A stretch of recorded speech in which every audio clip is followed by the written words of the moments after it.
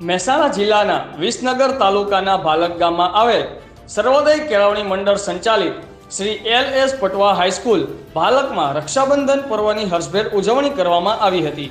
તેમાં શાળાના તમામ વિદ્યાર્થી ભાઈ બહેનોએ ભાગ લીધો હતો અને રક્ષાબંધન પર્વ નિમિત્તે વક્તૃત્વ સ્પર્ધા, ભજન ગીત અને વિદ્યાર્થી અને શિક્ષક દ્વારા રજૂ કરવામાં આવ્યા હતા।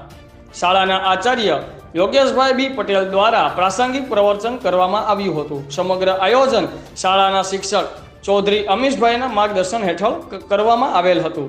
બ્યુરો રિપોર્ટ ભૂપતસિંહ ચૌહાણ, આઝાદ મીડિયા લાઈવ, મહેસાણા।